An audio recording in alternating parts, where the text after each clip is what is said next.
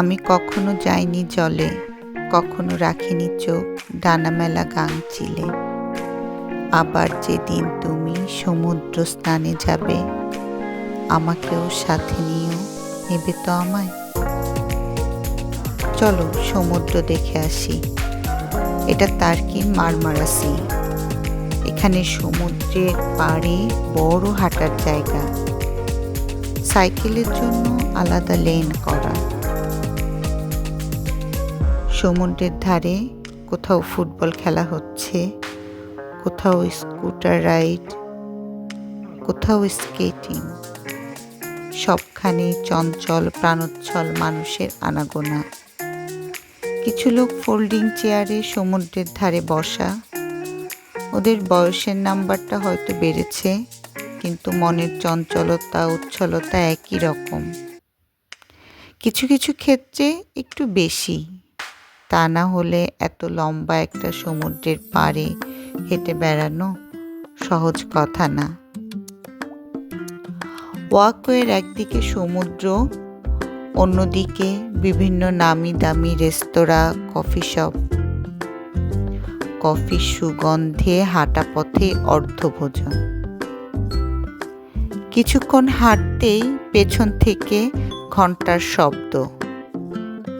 পেছনে ফিরে দেখতেই চোখে পড়ল ট্রেন আসছে।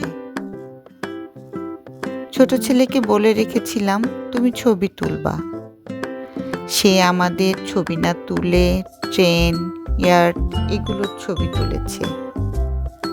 যার আগ্রহ যেই দিকে। তবে ছবিগুলো ভালোই হয়েছে। আমরাও টিকিট কেটে উঠে বসলাম ট্রেনে।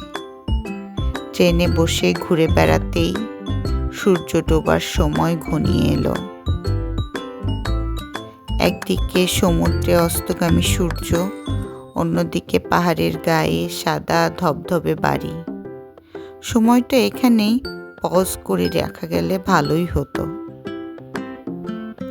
তারপর আমরাও নিজেদের কিছু ছবি তুলে সুন্দর একটা বিকালের স্মৃতি নিয়ে বাড়ি ফিরলাম।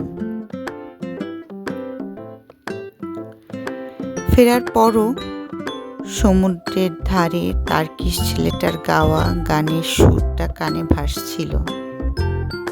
ছোট ছেলেটা বলল, মা আমরা এখানে আবার আসব, এরপর ইয়াটে চড়ব। আমি বললাম, ইনশাল্লাহ আবার আসব।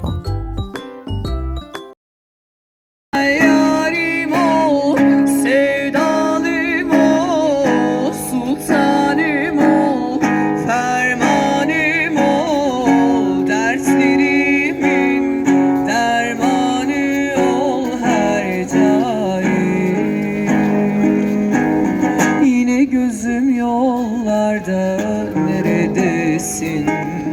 Gündüzüm gece oldu kederdim. Bilemezsin kaç gece gelir diye bekledim. Gelmeyince derdime yenileri ekledim. Yine gözüm yollarda neredesin? Gündüzüm gece oldu kederdim. Bilemezsin kaç gece